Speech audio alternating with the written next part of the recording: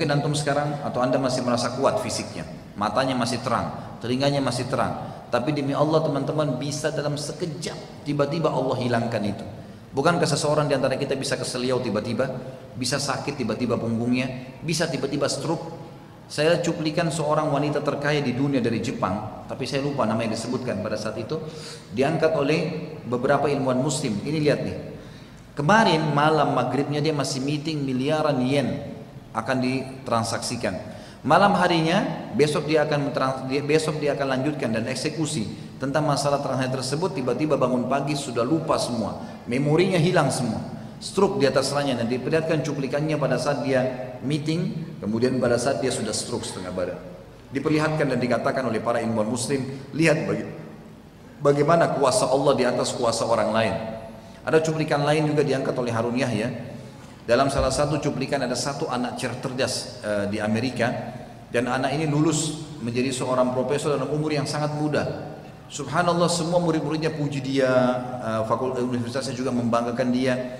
Satu malam tiba-tiba ya, ditemukan dia lupa apa yang dia harus lakukan, dan setelah diteliti dibawa ke rumah sakit, ternyata salah satu pembuluh urat sarafnya kecil pecah, dan sudah cukup membuat dia lupa semuanya sampai dia tidak tahu dia harus makan apa. Seorang profesor dan ilmuwan yang sangat tinggi ilmunya ini, teman-teman bisa ketik di YouTube, keluar semua ayat-ayat tanda kebesaran Allah, bagaimana seseorang itu bisa dihukum oleh Allah. Seorang dokter berkata kepada saya, dari Indonesia sini, dan dokter senior sudah umur sekitar 80 tahun, dia menceritakan sama saya ada seorang yang kena sakit anaknya di Jepang, orang Indonesia, kemudian dioperasi di Amerika, dan operasi itu sangat sulit.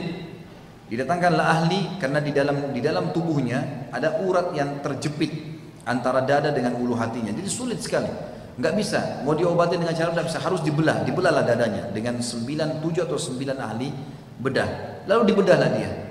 Lalu setelah dibedah berhasil, semuanya pada tepuk tangan, anak ini tiba-tiba jadi sembuh, nggak sakit lagi, bisa bernafas sehat dan segalanya.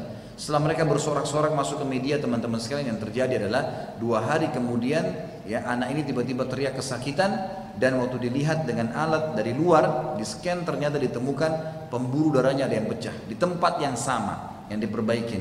Kemudian tidak ada jalan lain untuk menyumbat itu, tidak bisa kecuali dibuka kembali dadanya anak tersebut. Dibilang sama saya, diberikan gambaran dari sisi kanan tubuhnya, dibelah sampai ke bawah perutnya, dadanya dibuka, kemudian diperbaikin. Waktu mereka coba perbaikin, mereka tidak bisa, dan akhirnya anak itu meninggal dunia. Setelah mereka bersorak-sorak, mereka membanggakan bahwasanya pastilah mereka bisa selamat, ternyata tidak bisa. Dan ada 1000 fakta yang berhubungan dengan masalah seperti ini, teman-teman sekalian. Jangan sampai kita membanggakan hal yang sifatnya duniawi seakan-akan tidak akan pernah terjadi hal yang berat. Ingat, mati akan datang.